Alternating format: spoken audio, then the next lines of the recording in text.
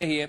एक और अहम खबर हम बता दें, मध्य प्रदेश में नियमितीकरण की मांग कर रहे अतिथि शिक्षकों को मंत्री इमरती देवी का साथ मिला है। धरना दे रहे अतिथि शिक्षकों से मिलकर मंत्री इमरती देवी ने ज्ञापन लिया। उन्होंने कहा, अतिथि शिक्षकों की लड़ाई अब वो लड़ेंगे। सीएम और आला कमान से बात करने की बात भी कही। मंत्री इमरती देवी के बयान के बाद अतिथि शिक्षकों ने कहा, आश्वासन नहीं, उन्हें 3 दिन में नियमितीकरण का आदेश चाहिए, नहीं तो उपचुनाव जो विधानसभा क्षेत्र हैं वहां पर बीजेपी के विरोध में प्रदर्शन किया जाएगा।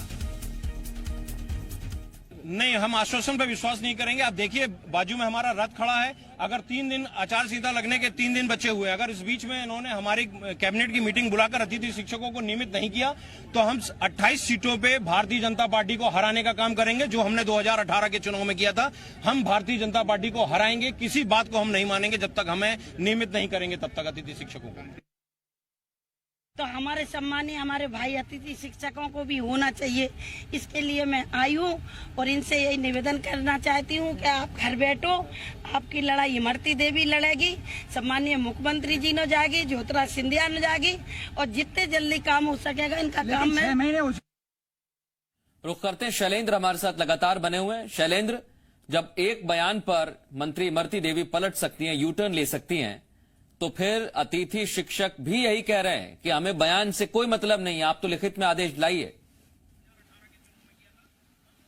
देखिए, बिल्कुल मृदुल, जिस तरीके से मध्य प्रदेश में 2018 के चुनाव हुए थे, उस समय भी चाहे अतिथि शिक्षकों की बात करें, अति विद्वानों की बात करें, या जो लोग 2018 में पात्रता परीक्षा पास कर चुके थे, वो लोग लगातार सरकार से अपने नियमितीकरण की मांग कर रहे थे। लेकिन जब बीजेपी ने उनके नियमितीकरण की मांग नहीं सुनी और उन्होंने विरोध किया, और उसके बाद जो कांग्रेस की सरकार आई थी, उससे उन्हें बड़ी आशाएं थी। लेकिन जिस तरीके से कांग्रेस की सरकार गिर गई और अब उपचुनाव होने हैं, और ये सारे शिक्षक जो हैं वो ये भली भांति जानते हैं कि यही वो मौका है जब अपनी मांगे जो हैं वो पूरी कराई जा सकती है। एक बार इलेक्शन हो गए तो जिस तरीके से लंबे समय से वो लगातार मांगे करते आ रहे हैं, वैसे ही मांगे करते रहेंगे, लेकिन आश्वासन के सिवा उनको कुछ नहीं मिलेगा। यही कारण है कि आज जब वो धरने पर थे फूलबाग मैदान पर, तो मध्य प्रदेश की महिला बाल विकास मंत्री इमरती देवी उनके बीच पहुंची और उनके बीच कहा कि उनकी लड़ाई वो खुद लड़ेंगी और मुख्यमंत्री से और जो तमाम आला कमान के नेता हैं उनसे बात करेंगी और जल्द से जल्द उनकी मांगे पूरी कराने की बात कहेंगी।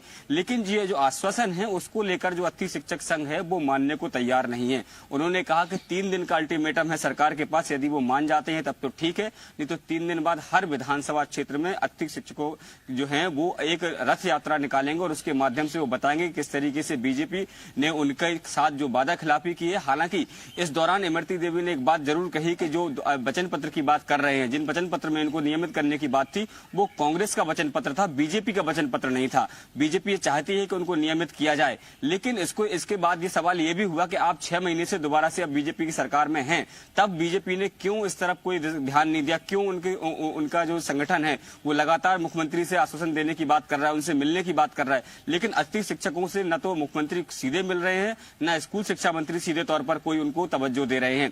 तो ऐसे में अतिथि शिक्षकों का साफ कहना है 70,000 की संख्या में वो लोग हैं, और उसके अलावा उनका धरना जस का तस बना हुआ है, तेवर जस के तस बने हुए हैं।